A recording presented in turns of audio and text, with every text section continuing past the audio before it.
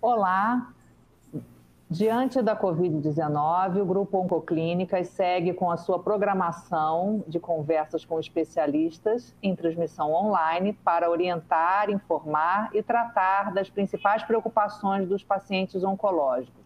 Nosso tema hoje é a abordagem no tratamento do câncer de pulmão durante a pandemia. Esse é um dos tumores mais comuns entre a população e o maior responsável pelas mortes decorrentes de câncer no mundo. De acordo com o INCA, Instituto Nacional do Câncer, serão registrados 30.200 novos casos da doença em 2020 no Brasil. Eu sou Gisele Vitória e nós vamos conversar hoje com a doutora Ana Gelati, oncologista do Grupo Oncoclínicas, a doutora Maria Tereza Tsukan, cirurgiã torácica, e o doutor Fernando Obst, radio-oncologista do Grupo Oncoclínicas. Participe, esclareça suas dúvidas, você também pode mandar perguntas. Boa tarde, doutores, tudo bem? Boa tarde. Boa tarde. Eu vou começar aqui com uma rodada, um pouco pedindo a percepção e a experiência de vocês nesses últimos 40, 50 dias que estamos vivendo aí a pandemia, né? Vou começar com a doutora Ana. Doutora Ana, eu queria um pouco a sua percepção do cenário da pandemia no que diz respeito à rotina com o paciente oncológico e especialmente o paciente com câncer de pulmão. E quero já lhe pedir para tocar num assunto que nós já conversamos bastante, foi bastante interessante, sobre o ponto de vista da distinção dos sintomas que são muito parecidos com os sintomas do coronavírus, né? Então, se você puder começar, seria ótimo, a gente faz essa rodada de conversa aí com o doutor Fernando e a doutora Maria Tereza. Obrigada. Boa tarde a todos. A gente fica muito satisfeito de poder estar aqui com todos vocês discutindo. E eu acho que a gente está vivendo atualmente um momento que realmente ninguém esperava, não estava preparado, né, para enfrentar uma pandemia. E as primeiras semanas, provavelmente, de isolamento e que a classe médica, a população começou a ter um pouco mais de ciência do que estava acontecendo. Acho que foi um período em que a gente ficou ainda mais preocupado e que a gente começou a orientar, né, o que ia acontecer com os pacientes oncológicos. De uma forma geral, até hoje, todos os pacientes oncológicos seguem os seus tratamentos, né? A gente não tem nenhuma orientação diferente disso, né, por causa da que os hospitais se reestruturaram de uma forma geral, né? Tanto nos atendimentos quanto no fluxo de exames eletivos, cirurgias, mas do ponto de vista da oncologia clínica, os atendimentos seguem e os pacientes também devem seguir os seus tratamentos. A gente percebe que uma grande parte dos nossos pacientes tem um receio muito grande de procurar o hospital, ou até mesmo de ir até a clínica, por conta de tudo que se escuta nas mídias, né? De todas as orientações do fique em casa. É muito importante, no nosso caso, que, no mínimo, esses pacientes tenham contato conosco, né? Para a gente poder entender o que está acontecendo e poder orientar o segmento do seu tratamento. Isso é o que acontece do ponto de vista clínico. Em relação aos sintomas, quando a gente está tratando um paciente com câncer,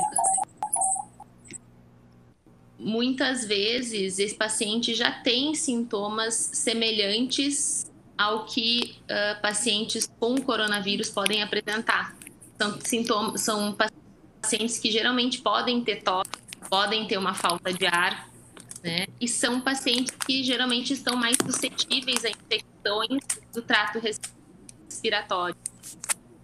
No momento em que um paciente que já apresenta esses sintomas procura o laboratório quer tirar essa dúvida, eu acho que o principal ponto é entender se ele teve uma piora desses sintomas ou se ele vem mantendo as características basais que já acompanhavam ele desde o diagnóstico.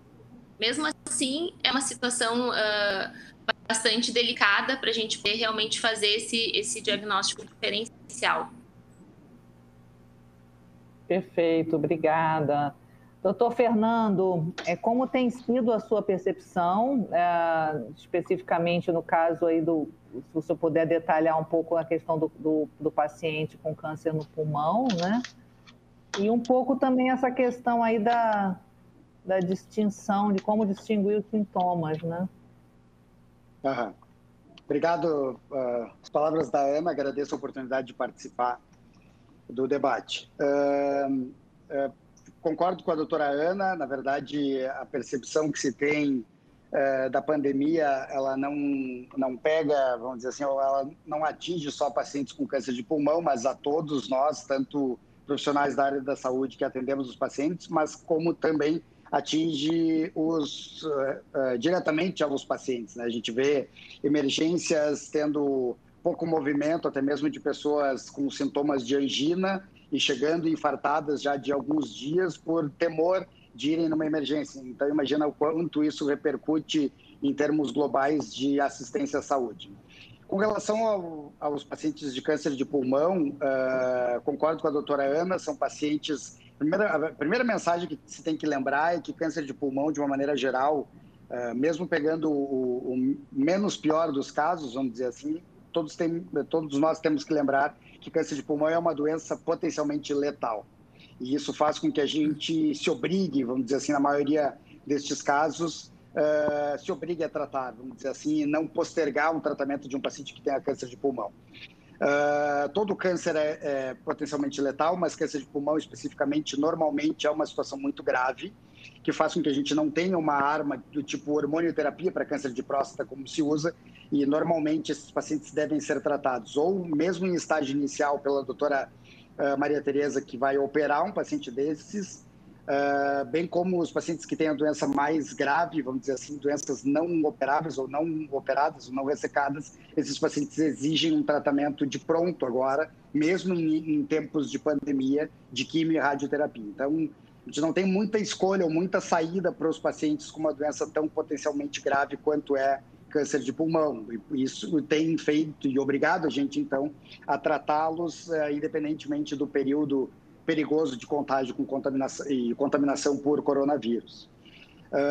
Concordo com a doutora Ana também de que muitos desses pacientes, lembrando, eles têm uma condição, muitos deles são comórbidos, ou seja, eles já apresentam uma doença crônica pulmonar, muitos deles, que faz com que isso muitas vezes nos dificulte uma expressão que a gente usa de diagnóstico diferencial do que possa ser sintoma de câncer de pulmão, obstrução ventilatória, falta de ar, dispneia, vamos dizer assim, ou do que possa ser também um diagnóstico diferencial de uma contaminação por coronavírus, né? A gente tem uma particularidade também, inclusive com o padrão radiológico de um paciente contaminado por coronavírus, de tomografias, por exemplo, também nos pregarem uma peça, vamos dizer assim, à medida que a lesão pulmonar que muitos pacientes acabam fazendo, vamos dizer assim, numa tomografia de tórax, num paciente contaminado, ser semelhante à lesão pulmonar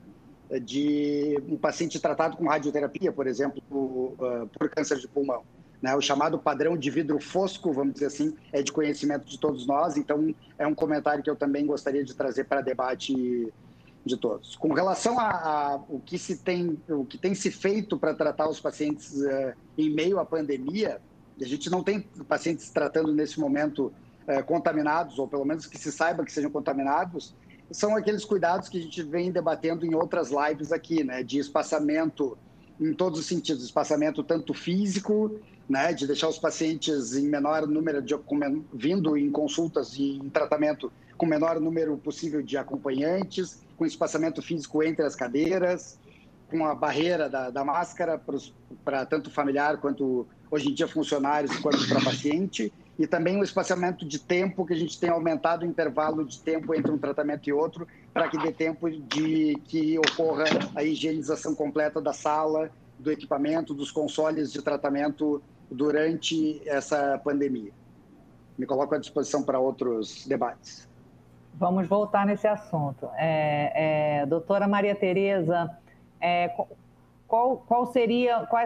quais seriam as suas percepções desse período de pandemia enquanto cirurgiã? Como tem sido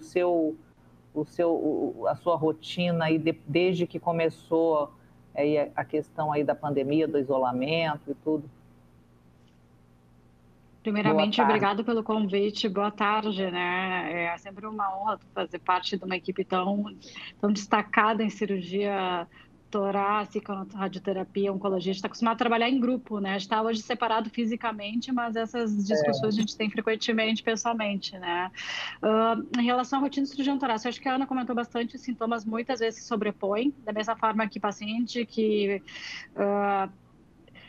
faz radioterapia, pode ser confundido no exame de imagem, mas assim, do meu ponto de cirurgia torácica, assim, acho que a gente conversou previamente, né? É difícil para o paciente entender que existe o risco de sair de casa, mas se ele tem um câncer de pulmão, provavelmente o risco maior é o câncer de pulmão, certo? Então, o paciente tem que ser avaliado, tem que primeiramente saber avaliar qual é o estágio da doença. Claro, alguns casos, estágios iniciais está bem estabelecido, a gente não vai fazer uma cirurgia, porque a gente não sabe o que está acontecendo muito bem em relação ao Covid, mas estágios avançados, que a gente precisa confirmar o diagnóstico, que não pode ser atrasado o início do tratamento, a gente vai fazer biópsias, vai fazer menores cirurgias para ele estar pronto, para a doutora Ana Gelati poder tratar prontamente, porque se ele ficar em casa 1, 2 meses, talvez no terceiro mês a gente não converse mais com ele, né? É algo muito sério. Da mesma forma, né? Por exemplo, o paciente que tem estágio bem inicial, a gente sabe, menos de 2 centímetros, até a recomendação internacional e nacional, a gente não vai fazer uma cirurgia dele. Mas se eu já souber que ele não tem condições de fazer uma cirurgia, de repente eu vou dizer, olha, Fernando, quem sabe vai fazer uma radioterapia que não é tão invasivo, alguns resultados são semelhantes à cirurgia em dadas situações, mas isso o paciente não tem que saber. Isso é algo que por isso eu digo, ele vai ter que procurar um médico, ele não pode ficar em casa. E às vezes o sintoma que ele acha que é do Covid, vou esperar passar 1, 2 semanas. Pelo contrário, às vezes é um câncer de pulmão se manifestando. Posso dar um exemplo? Vai adiante, mas depois eu já ia te pedir para contar, mas antes da gente, eu vou te pedir na segunda rodada para você contar esse exemplo que a gente conversou de manhã. Acho muito providencial a gente falar esse seu relato, né? Mas eu antes queria fazer mais uma rodadinha com a doutora Ana e perguntar assim, quais seriam as orientações para esse paciente que muitas vezes confunde os sintomas, né? De repente é um sintoma que ou é coronavírus mesmo, ou então não é, ou é um sintoma da própria doença do câncer de pulmão, né? Como seriam, assim, teria um checklist, uma orientação assim para esse paciente? O que acontece, Gisele? Assim, não existe hoje, né, nenhuma orientação específica ou um guidelines direcionado para o paciente com câncer de pulmão e que tem agora sintomas que podem estar relacionados ao coronavírus, né? Eu acho que é uma coisa que é bem importante, assim, para a população em geral, assim, também ter a ciência, é que tudo que está acontecendo em tempo real, né? A gente também está aprendendo qual vai ser o melhor tratamento, né? Alguns pacientes, inclusive têm o contato com o vírus e não têm sintomas, né? Então, eu acho que o principal é o paciente estar muito atento ao seu dia a dia, a como ele vinha se sentindo, quais sintomas ele vinha tendo, o que vinha sendo importante no seu dia a dia e nos relatar se isso vem apresentando alguma mudança. Um paciente com câncer de pulmão que começa a ter uma piora da tosse ou um surgimento de tosse que não existia, ou que começa a ter febre, falta de ar que existia e que tenha piorado, tenha se agravado, só pelo relato dos sintomas, muitas vezes a gente não consegue ter certeza se vai se tratar ou não de uma infecção pelo coronavírus, ou até mesmo de uma infecção bacteriana, de uma pneumonia, ou uma doença que esteja piorando, né? Ou o tumor que pode estar crescendo e por isso está piorando esses sintomas. Então, primeira coisa é muita atenção no seu dia a dia e nos seus sintomas e nos procurar, né? Para que a gente possa, em conjunto, fazer uma avaliação, ver se esse paciente vai ter que fazer o teste do coronavírus, talvez, provavelmente, depois a Maria Tereza e o Fernando podem comentar também, pacientes com câncer de pulmão, talvez a gente até possa lançar mão de um exame de imagem antes até do que a gente orientaria para os pacientes de uma forma em geral com sintomas de coronavírus, né, para a gente poder ter uma ideia do que está acontecendo com a lesão tumoral em si.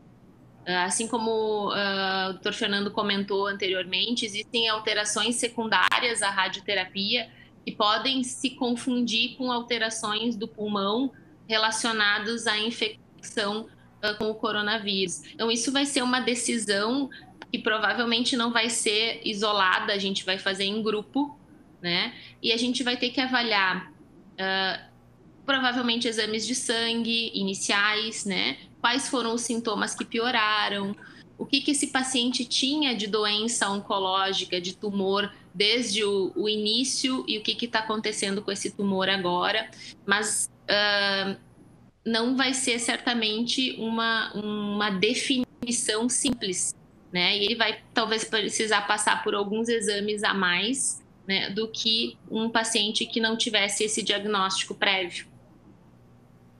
Perfeito. Doutor Fernando, sobre esse aspecto que o senhor já comentou, a doutora Ana reforçou agora, né? Essa questão do padrão radiológico, né? Dos efeitos da radioterapia que podem confundir aí o quadro, né? São muito parecidos, né? Com um exame radiológico para detectar um coronavírus. Qual que é o desafio do médico numa situação como essa? De que forma esse passo a passo aí para acompanhar um paciente que pode estar pode estar realmente tendo uma infecção por coronavírus, ou isso, enfim, é resultado de um efeito da radioterapia? Como tem sido esse desafio aí para vocês no dia a dia? Concordo com a doutora Ana. O diagnóstico diferencial, como eu tinha falado antes, ele é importante e ele tem que ser feito em time, em equipe, não dá para ser sozinho, defendo eu.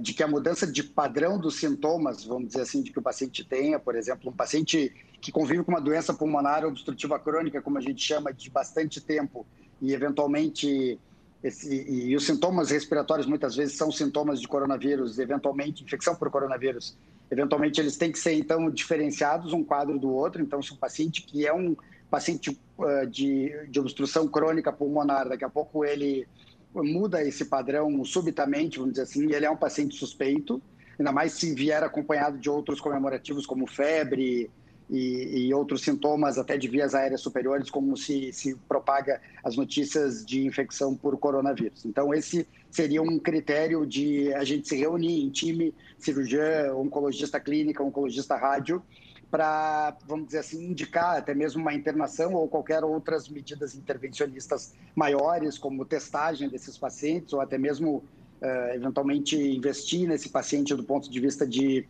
medidas de suporte para um quadro que pode se agravar e muito rapidamente. Ou até mesmo suspensão do tratamento. Esses pacientes, como a gente havia lembrado, são pacientes gravemente adoecidos, esses que não são operados e que vão entrar em quimio-radioterapia. Então, esse balanço entre o risco que ele tem de progredir a sua doença, o seu câncer, versus o risco de ele morrer por uma infecção por coronavírus, a gente tem que realmente fazer esse balanço. Para vocês terem uma ideia, o hospital onde a Oncoclínica trabalha em Porto Alegre, o Hospital da PUC, tem uma emergência, não é um hospital de referência para a Covid necessariamente da cidade, mas existe uma equipe de emergência montada para receber pacientes que eventualmente procurem o hospital por suspeita de coronavírus. E alguns desses pacientes são portadores de neoplasia, de câncer de pulmão, e também podem eventualmente consultar na emergência. E esses pacientes, normalmente os suspeitos de coronavírus, eles são encaminhados para uma outra parte da emergência, que é uma sala COVID, que se chama, e esses pacientes, então, são investigados ou se é descartada a doença, e esse paciente ou vai ser liberado para casa ou vai, eventualmente, seguir o seu tratamento de câncer. E a gente tem um rodízio no hospital, um sobreaviso no hospital, tanto de radio-oncologistas quanto de oncologistas clínicos, apostos para sermos chamados, vamos dizer assim, nessa sala, para eventualmente avaliar se aquele paciente que está tratando de câncer de pulmão e está apresentando aquele sintoma respiratório, se a gente pode identificar ou ajudar a identificar se aquele sintoma que ele está tendo é por uma suspeita de infecção por coronavírus ou se aquilo é um sintoma já conhecido nosso, que possa ser um efeito colateral do tratamento em vigência, que ele está fazendo radioquimioterapia, ou do próprio câncer de pulmão que ele tem. Então, para vocês perceberem o quanto a gente tem que se preparar, e a gente tem um time e uma estrutura preparada para esse tipo de diagnóstico diferencial, mas o quanto isso pode ser tênue e não muito fácil de discernir um quadro do outro.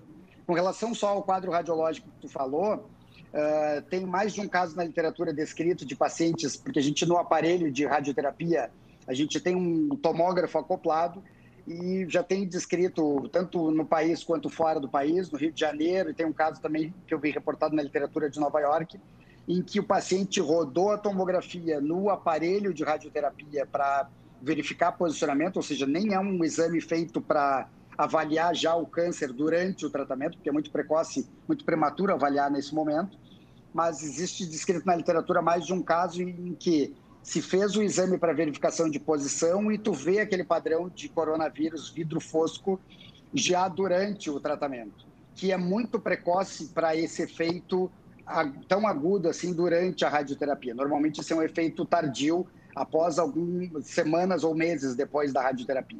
O que nos levou, vamos dizer assim, e levou esses casos descritos na literatura a fazerem o diagnóstico de infecção por coronavírus e tomar as medidas necessárias para aqueles determinados casos. Foi um achado absolutamente acidental, mas que eventualmente a tomografia realizada dentro do período de tratamento possa eventualmente chamar atenção para esses casos. Interessante. Doutora Maria-Tereza, eu queria que a sua participação aí nesse debate e queria que você relatasse um exemplo, enfim, sobre o qual a gente conversou hoje, que eu achei que, enfim, ele foi realmente um caso exemplar para mostrar o quanto essa questão da confusão dos sintomas pode trazer efeitos complexos aí para o paciente, né? Por favor. Sim, a gente conversou hoje de manhã, na verdade foi recentemente, é uma paciente sabidamente com câncer de pulmão, tá? Um estágio um pouco mais avançado, já estava fazendo tratamento, estava fazendo imunoterapia e começou com tosse e falta de ar, né? E ela ficou, os familiares com medo, não vai na emergência, tem coronavírus na emergência do hospital, aguarda, fica uma semana, vamos ver como que vai ser a sua evolução. E ela realmente acabou não contatando, porque ela com medo que a orientação médica ia ser, não, dada essa situação, vem na emergência, e ela retardou o atendimento dela. Então, ela foi atendida, lembro direitinho, na sexta-feira de manhã, chamaram também o pneumologista para ver se não era uma pneumonite, efeito da imunoterapia, né, que é uma reação também. Com muita falta de ar, eu fui acionada às 8 da noite, resumindo, eu conheço a paciente, eu vi ela e ela tinha realmente uma falta de ar e uma outra alteração que era um estridor, mas resumindo, e ela já estava numa UTI para a Covid, como o Fernando ilustrou bem, os hospitais estão todos preparados, qualquer paciente entrou na suspeita ou confirmação de Covid, o atendimento é diferenciado e totalmente isolado. Então, ela estava isolada numa área para a Covid, uma paciente que fazendo imunoterapia, ou seja, paciente com câncer, certo? Eu avaliei ela e imediatamente programei uma cirurgia. Na verdade, o que ela tinha? Ela tinha uma obstrução da traqueia. A traqueia se eu for explicar de uma forma bem simples, é o cano que leva oxigênio para os pulmões. Então, ela tinha uma obstrução de 90% da traqueia. Não era Covid. E ela, se ela esperasse um pouco a mais em casa, não sei se ela iria aguentar. Então, eu levei a paciente para o bloco cirúrgico, removi a lesão que tinha dentro da traqueia, ela não estava respirando, não podia guardar nem para o dia seguinte. Mas é para ilustrar como é importante os pacientes se comunicarem, às vezes não retardarem um atendimento. Né? Sim. Doutora Ana, eu queria que vocês comentassem esse exemplo. De fato, ele mostra que a comunicação ela precisa ser constante, né, com o paciente. Com certeza, Gisele. Eu acho que uma coisa que... mas eu acho que dentro do que a doutora Maria Tereza e o doutor Fernando falaram há pouco, o paciente oncológico, que a gente acabou não comentando de início, assim, a gente já sabe que, de uma forma geral, ele é um paciente com imunossupresso, a gente chama, né? A gente fica sempre num cuidado a mais, porque ele está mais suscetível a outras infecções, às vezes não só pelo tratamento que ele está fazendo, mas pela própria condição de estar com um câncer em atividade, né? E no fim das contas, talvez, né, a gente não, olhando assim retrospectivamente, é mais difícil de a gente, é mais fácil de analisar, né? Mas talvez se essa paciente tivesse procurado antes, ela não teria sido exposta a mais alguns riscos, né? Porque quando a gente coloca um paciente oncológico num CTI, né, ou numa área de pacientes suspeitos, a chance de a gente ter vários confirmados depois não é tão pequena, né? E esses nossos pacientes acabam estando com um risco maior. Então, eu acho que o principal recado que fica dessa experiência que a doutora Maria Tereza acabou de trazer é comunicação, né? É não menosprezar os sintomas que a gente está tendo. E eu acho que uma coisa que é muito delicada, até mesmo de a gente passar, e que a gente conversou na nossa outra discussão, comunicar as orientações para a população é um trabalho muito difícil assim e delicado, porque ao mesmo tempo a gente está pedindo para que todos os pacientes, todas as pessoas que tenham sintomas gripais, resfriado, inicialmente leves, tentem ficar em casa, procurem não de uma forma geral já ir para uma urgência, para uma emergência, mas os nossos pacientes são uma população diferenciada. E eles geralmente têm um contato muito próximo com o oncologista, com o cirurgião torácico, com o radio-oncologista. Então, não deixe de usar esse contato, né? Não deixe de nos procurar para saber qual vai ser a orientação, se a gente vai preferir atendê-lo, às vezes, em domicílio ou no consultório, ou se a gente precisa que talvez ele já vá realmente para uma emergência para poder ser tomada uma atitude mais rápida mesmo. Porque esses sintomas, assim, como foi o relato, eles podem piorar de uma forma mais rápida, né? E o que a gente precisa, muitas vezes, quando a gente está diante de uma doença nova também, é se antecipar, né, no que a gente tem disponível como manejo, nem que esse manejo realmente seja não uma medicação específica, né, mas um suporte respiratório, né, um suporte para os outros sintomas que ele está sentindo. Então, não tem de conversar com o...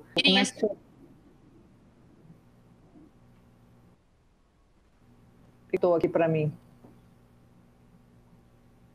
Não deixem de conversar conosco, não deixem de nos procurar, de tirar as dúvidas, para que a gente não retarde o diagnóstico do que está acontecendo e também as atitudes, né, e os tratamentos que a gente vai poder oferecer.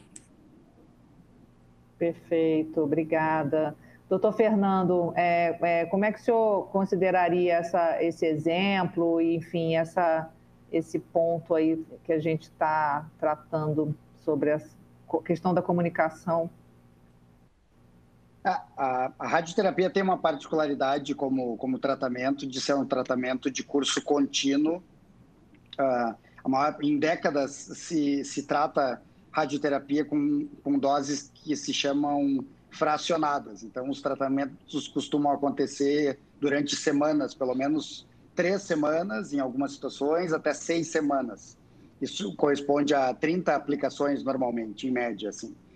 Entre 15, mesmo quando se faz em 15 dias úteis, se faz as mesmas 30 aplicações, só que 2 vezes ao dia. Mas, assim, uma média, um câncer de pulmão de dose fracionada desses tumores avançados, se trata durante 30 dias úteis. Então, os pacientes eles estão sendo vistos todos os dias, com consultas médicas semanais, pelo menos, e são vistos todos os dias, todos os dias pelos técnicos que posicionam o paciente no aparelho e pela equipe assistencial todos os dias, praticamente, que estão lá em tratamento. Então, frequentemente, por exemplo, os próprios técnicos do aparelho nos trazem se o paciente está mudando o padrão de sintoma ou eles percebem algum tipo de agravamento, isso fora as consultas que são agendadas de rotina para esses pacientes serem vistos pelo menos semanalmente. Então, essa presença física do paciente durante esse período de tratamento com radioterapia, ela é muito constante, ela é o normal de acontecer. Então, assim, nesse sentido, não ser um tratamento, vamos dizer assim, intervalado como a quimioterapia, durante esse período de 3 a 6 semanas que ele vai passar em tratamento, ele está sendo muito vigiado, eu diria assim, né? Fora esse período, que é um período, vamos dizer assim, relativamente curto de 6 semanas, o prolongamento do tratamento de terapia sistêmica, de quimioterapia, eventualmente em mais tempo, vamos dizer assim, concordo com a doutora Ana, exige da gente uma percepção diferente para, eventualmente, estar monitorando esses pacientes um pouco mais de perto nesse período de pandemia. Mas durante a radioterapia eles são vistos com muita frequência, para não dizer diária, porque diariamente eles são acompanhados pelo staff do departamento. Perfeito. A doutora Maria Tereza, como é que tem sido a rotina com cirurgias? Houve uma redução? De uma maneira geral, vocês estão conseguindo, dentro daquela observação que foi feita no comecinho, que você colocou no comecinho, um pouco assim, a questão da decisão um pouco a partir da gravidade do tumor, né? Do tempo que é possível esperar. Como tem sido isso no dia a dia? Sim, mudou um pouco, né? A decisão sempre é compartilhada, sempre é multidisciplinar, como a gente gosta de salientar, de reforçar. Então, pacientes que tinham doenças um pouco mais avançadas, né, que precisam de diagnóstico para iniciar tratamento de forma sistêmica, ou seja, com quimioterapia, imunoterapia ou radioterapia, a cirurgia não foi retardada, tá? E a gente nunca precisou parar, né? Até a orientação do Ministério, né? Doenças oncológicas e cardíacas seguiram adiante, né? Aquelas doenças, o câncer de pulmão, que é um estágio que a gente chama limítrofe, que a gente sabe que se esperar 1, 2, 3 meses, talvez o paciente possa perder a chance de ser, digamos, curado e passe a ser um paciente, a gente chama de paliativo. Então, esses pacientes também, a gente não retardou a cirurgia. Claro, tudo sempre discutido em grupo, né, para até a gente avaliar se tem algum método, alguma alternativa, sempre pesando o risco e benefício, porque da mesma forma como o doutor Fernando salientou, olha, fazendo a tomografia da minha radioterapia, identifiquei um paciente com coronavírus que não tinha sintomas, a mesma coisa acontece também na cirurgia. Então, e a gente sabe que é um paciente que pode ter um risco muito maior no pós-operatório, né?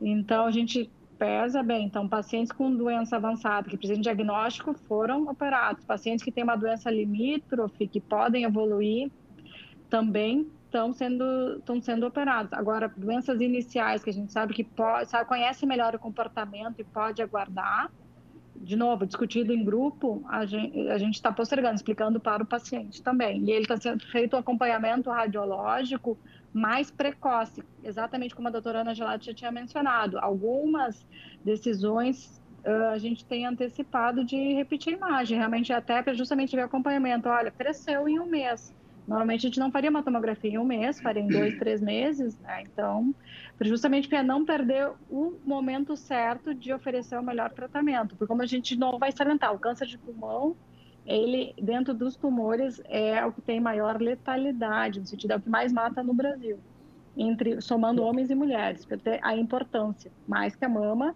e mais que a próstata. Perfeito, perfeito, obrigada.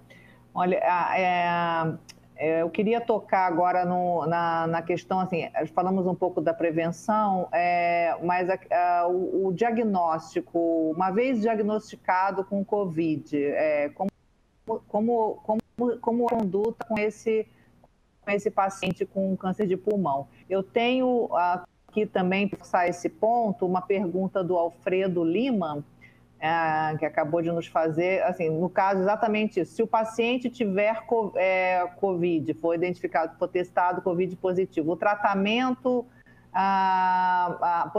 pode haver uma interferência nas medicações durante o tratamento desse câncer de pulmão? Doutora Ana, quer começar? Sim, Gisele, um paciente em quimioterapia, um paciente usando imunoterapia, ou até mesmo tratamentos que hoje a gente tem para câncer de pulmão, que são em comprimidos mesmo, né, e fazem o diagnóstico de uma infecção pelo coronavírus, provavelmente, dependendo da parte clínica, claro, a gente provavelmente vai adiar esse tratamento até o paciente ter uma recuperação adequada. Isso não acontece apenas com a infecção pelo coronavírus, né? Até para as pessoas assim terem um entendimento nesse sentido. Muitas vezes esses pacientes têm outras infecções, como a gente contou no início, uma pneumonia mais grave que requer até um centro de tratamento intensivo ou alguma outra infecção que possa se tornar mais generalizada. Isso também vai fazer com que a gente interrompa o tratamento, estabilize esse paciente, faça com que o paciente esteja clinicamente bem, né, e com os sintomas controlados e essa infecção controlada para a gente reiniciar o tratamento que vinha em curso, né? E ao longo do tratamento do coronavírus, que hoje, até esse momento, a gente não tem nenhuma droga específica, né, que já tenha sido aprovada ou que tenha sido comprovado em estudos mais determinantes, né? Esse paciente vai suspender o tratamento oncológico por um tempo, vai receber o suporte necessário e depois vai reiniciar o seu tratamento. Hoje a gente tem no Brasil uma série de estudos clínicos em relação ao tratamento do coronavírus, né? E dependendo da cidade ou da instituição que o paciente está sendo tratado, isso vai ser uma discussão que tem que, novamente, não ser isolado para o oncologista. A gente vai discutir isso com o clínico, com o infectologista, com o médico que dá o suporte intensivo para o paciente e para toda a equipe que trabalha junto, né? Mas, perfeito. Sim, provavelmente esse tratamento vai ser adiado. Sim. Doutor Fernando, sobre o aspecto da radioterapia, prioriza-se o tratamento na infecção do corona? Existe, aí acho que talvez até um ponto da questão, nem todo mundo desenvolve a forma mais grave, da questão aí da imunossupressão, né?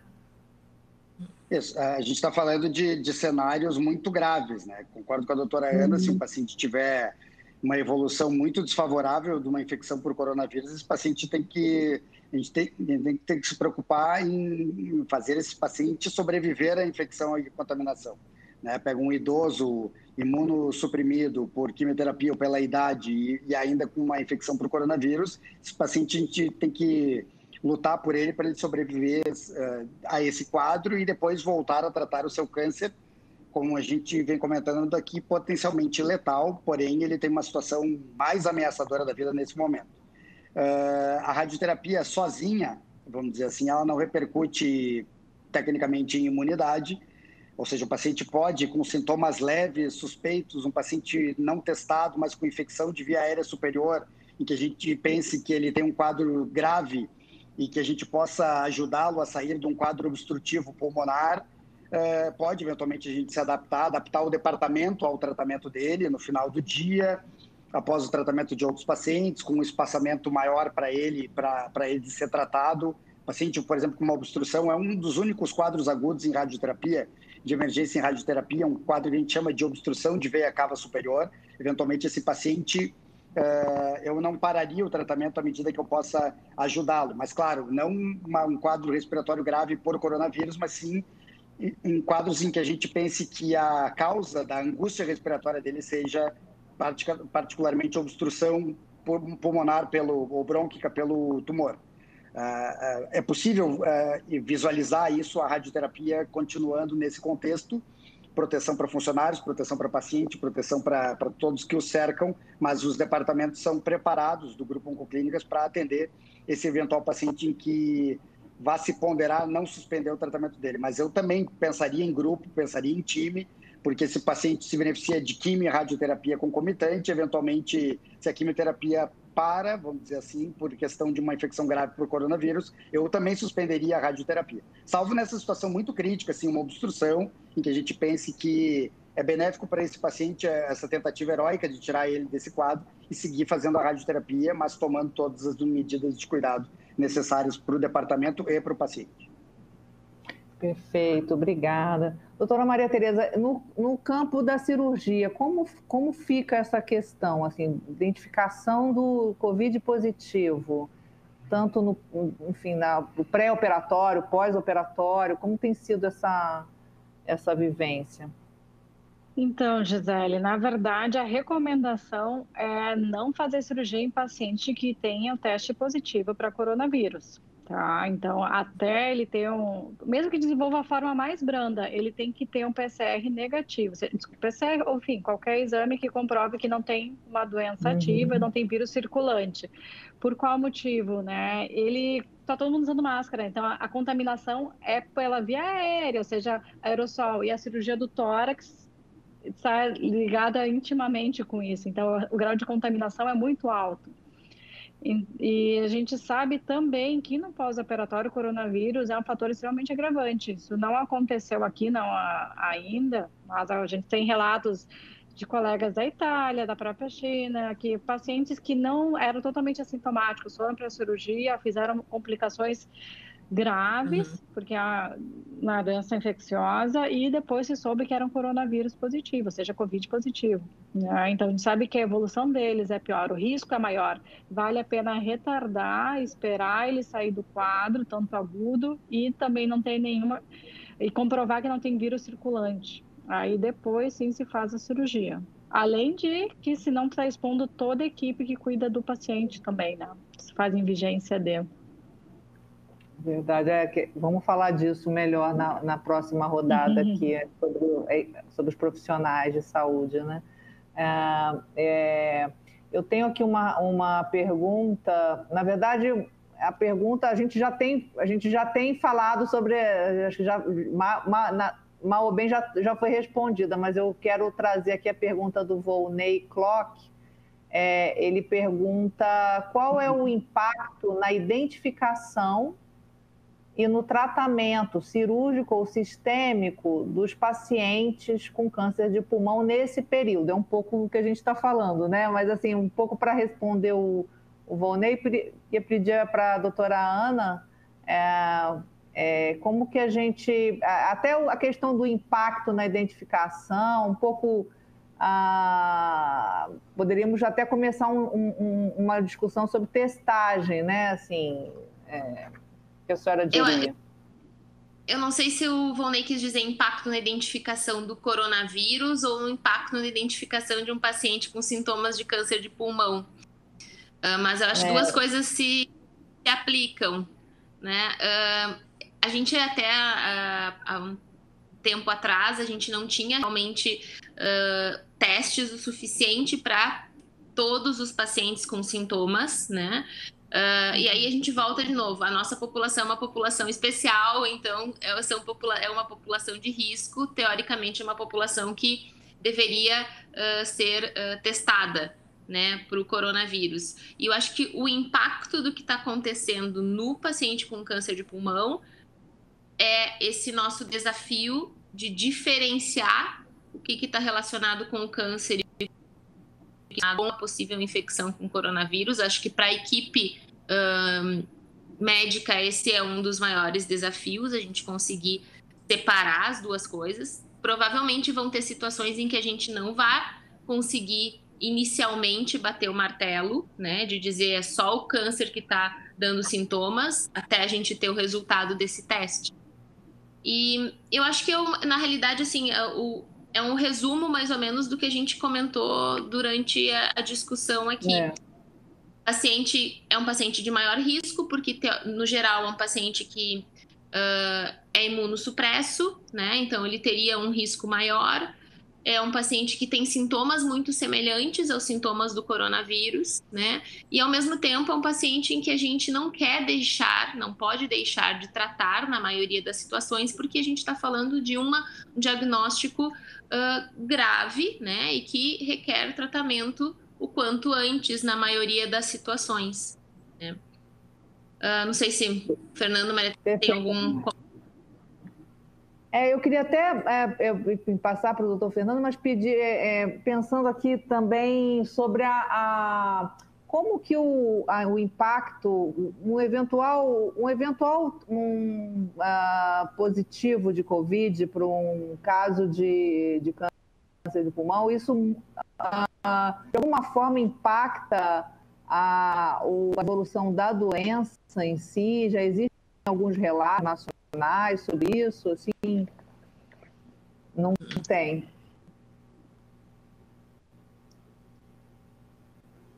Na verdade, qualquer, não sei se compreendi a pergunta, não, qualquer interrupção de uma maneira geral num tratamento, ela pode impactar, né? Então, um paciente que no meio de um tratamento que a gente, considerando radioterapia, que tu entrega em 6 semanas, tu interromper por 1 mês, porque esse paciente é entubado por coronavírus e sobrevive à infecção, à Covid, e retorna para tratar, existe uma perda que talvez a gente tem fórmulas para calcular a perda, inclusive fazer uma compensação de dose em radioterapia, considerando, né, nas sessões subsequentes que ele tenha de radioterapia, ou até mesmo estendendo um pouco o tratamento dele numa tentativa de recuperação, mas talvez isso seja incalculável, a perda de chance de cura ou de contenção da progressão de uma doença, como a gente vem comentando aqui, tão letal, tão potencialmente grave.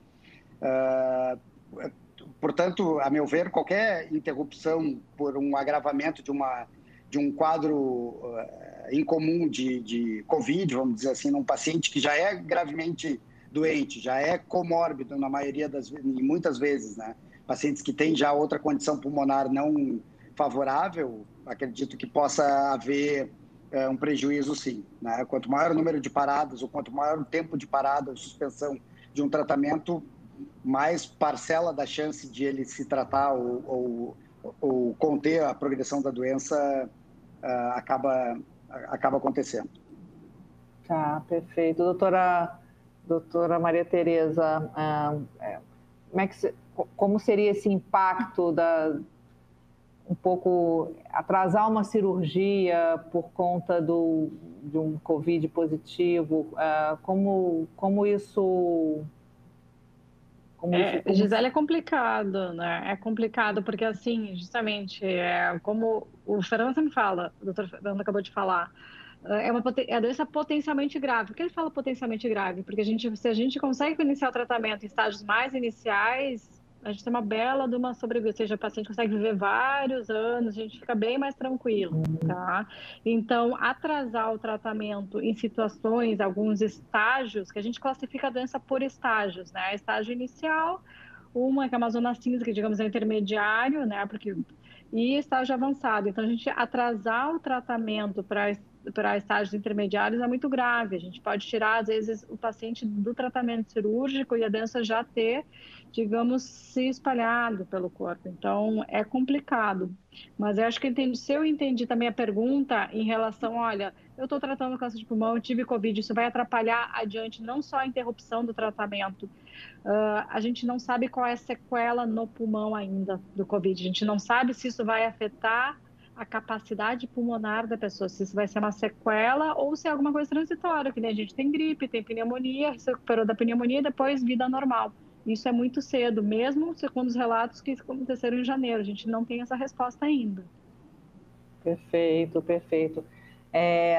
Nós temos 5 minutos de live e, na verdade, eu queria propor uma pergunta para a gente já ir finalizando. Na verdade, 2 perguntas em uma.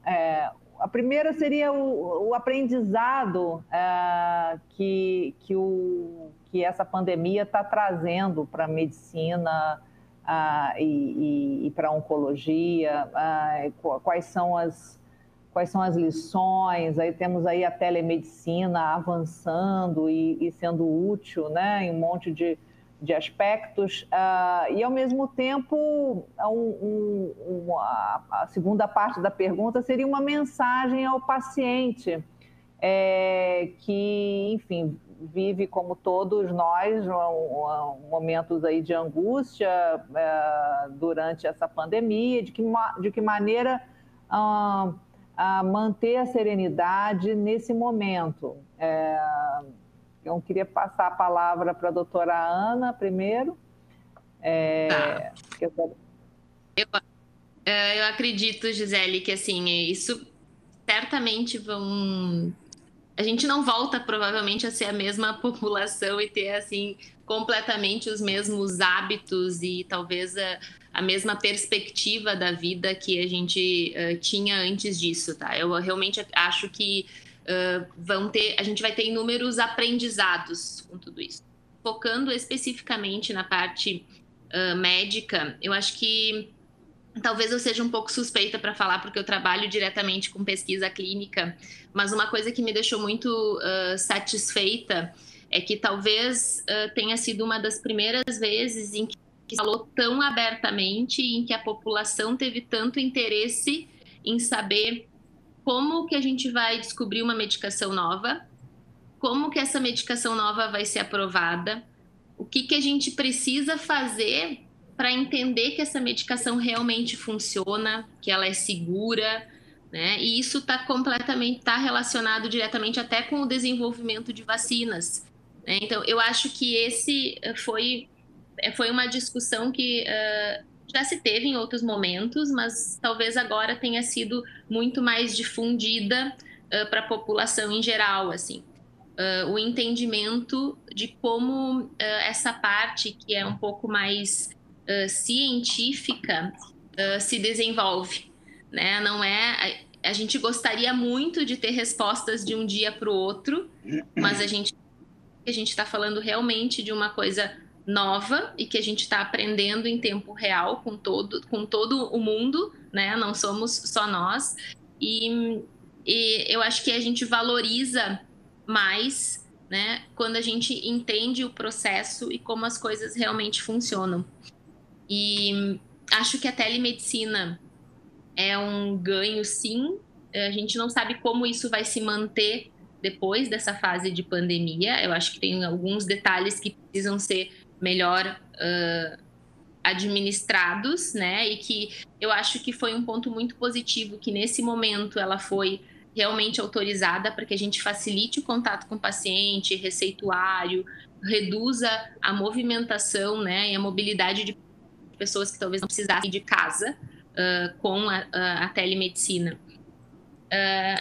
E antes tu comentaste uma coisa em relação à equipe, e eu acho que isso também vale, já que a gente está falando um pouco de mensagem, né? Não somos só nós médicos que estamos envolvidos, né? A gente tem uma equipe e não são só profissionais da área da saúde especificamente, né? Para um hospital funcionar ou para uma clínica funcionar, não somos só nós que temos que estar presentes, né? A gente conta com uma equipe de secretários, né? De funcionários da limpeza, de técnicos de informática e de várias outras profissões que envolvem a funcionabilidade de um hospital ou de uma clínica. Então, são todas as pessoas que estão envolvidas e que estão trabalhando para que a gente consiga passar por esse momento da forma mais branda possível, né? E para o paciente especificamente, eu acho que a gente tá tudo junto, né? Querendo ou não, somos todos iguais nesse momento, e acho que a gente quer passar uma mensagem de segurança num momento em que a gente está aprendendo ainda, né? Então, não deixe de tirar suas dúvidas e de compartilhar com a equipe que te atende o que está acontecendo no teu dia a dia, assim. Acho que no geral é isso. Obrigada. Doutor Fernando, o que o senhor poderia acrescentar aí nos aprendizados, nas lições, na questão aí das equipes e na mensagem ao paciente? Concordo com a doutora Ana de valorizar as equipes. Acho que no mundo inteiro a gente vê, vamos dizer assim, todos unidos, né? Tanto funcionários do hospital, ou desde a porta de entrada do hospital, quem faz um rastreamento, até lá dentro a equipe que está na UTI atendendo um paciente entubado por Covid. Então, há de se reconhecer isso mundialmente falando, em todas as esferas, e isso não é diferente com a gente. Concordo com a doutora Ana de que a gente ainda está aprendendo algumas coisas, tanto com relação à infecção por coronavírus, que não se tem vacina ou cura, mas assim também está se aprendendo a esse novo normal, né, que vai se estabelecer. É um caminho sem volta a telemedicina e a diferença de acessibilidade que a gente vai ter que ter a partir de agora. A gente já fazia isso em processo acelerado de estarmos, vamos dizer assim, 24/7 conectado online, mas não tem dúvida nenhuma que a infecção por coronavírus, ela acelerou, está acelerando a implementação de muitas dessas ferramentas. O Grupo Oncoclínica, por exemplo, tem particularmente já ferramenta para atendimento por telemedicina, então isso é um caminho praticamente sem volta, né? Essa acessibilidade, formalização dessa acessibilidade que a gente tem hoje. Só como mensagem também que eu queria acrescentar, é que naquela mesma linha que a gente via comentando, que os pacientes, vamos dizer assim, que os pacientes procurem atendimento, e com relação à acessibilidade, seja por qual via, parece um paradoxo a gente dizer para um paciente, se a gente divulga que fique em casa e não venha no hospital, eventualmente para um paciente tão gravemente doente como é um paciente com câncer de pulmão, eventualmente a gente vai ter que dizer não fique em casa e venha e procure atendimento médico, porque esse paciente pode chegar muito tarde. Eventualmente, se ele ficar também, ele também, tanto o paciente quanto as famílias que convivem com um paciente gravemente adoecido do ponto de vista pulmonar, ventilatório, e ele demorar muito e ele tiver uma infecção, ele é capaz de morrer por contaminação por coronavírus. Então, tem que se chamar a atenção a gente tem que ter acessibilidade, ou seja, o paciente tem que ter acesso a gente em nível de consultório, mas esse paciente também é um paciente que não pode demorar muito para perceber, assim como a gente fala disso para um infartado que não está indo consultar na emergência. Esses pacientes gravemente adoecidos por câncer de pulmão e que podem ainda mais estarem adoecidos por coronavírus, essa fala de fique em casa, não venha ao hospital, eventualmente para esse específico asterisco, esse paciente tem que estar avisado de que ele tem que buscar auxílio, seja por acessibilidade por telemedicina ou por ser um médico, ou eventualmente, na falta desse contato, procurar o hospital, procurar a emergência, porque esse é o paciente que tem que estar na rua e não o paciente que está por qualquer outro motivo. Obrigada, doutor Fernando. Doutora Maria Tereza, suas considerações, os aprendizados, as lições, a mensagem aí ao paciente, a saudação aos médicos e enfermeiros e o pessoal da limpeza e todo mundo que, né, trabalha, está no front, né? Por favor. Sim, Gisele, acho que a doutora Ana e o doutor Fernando falaram muito bem, né? A gente tem que agradecer todos os times que estão aí, não só o médico, a enfermeira, mas para toda essa organização funcionar, né? E a mensagem vai ser bem sucinta, realmente. Você tem sintoma, você está tratando câncer de pulmão, você tem acesso ao seu médico, seu oncologista, seu radio-oncologista. Na dúvida, entre em contato, não deixe, não retarde, que isso daí pode mudar completamente o seu tratamento. E, como eu te disse, né, a minha experiência com o Covid, as 2 suspeitas de Covid que não confirmaram, uma delas, a paciente quase chega tarde demais no hospital, né? Então, aproveitar que o clínicas tem telemedicina, né? Não precisa, às vezes, sair de casa para consultar, tá? E eu acho que é isso, achei bem importante esse trabalho para a gente poder conversar mais próximo, né, do paciente com câncer de pulmão, que tem com 1001 dúvidas. Acho que foi muito interessante essa live com diversas áreas. Foi sim. Muito obrigada a todos. Olha, nós chegamos ao nosso final. Eu agradeço demais a audiência, agradeço aos nossos doutores Ana Gelati, Maria Tereza Tsukazan, doutor Fernando Obst, pela participação. Eu aproveito também para convidar a todos para continuar acompanhando os canais oficiais do Grupo Oncoclínicas, onde são atualizados conteúdos apurados sobre Covid-19, com foco nos cuidados com pacientes oncológicos. E fique com a gente, tem mais, amanhã tem mais. Obrigada, até a próxima.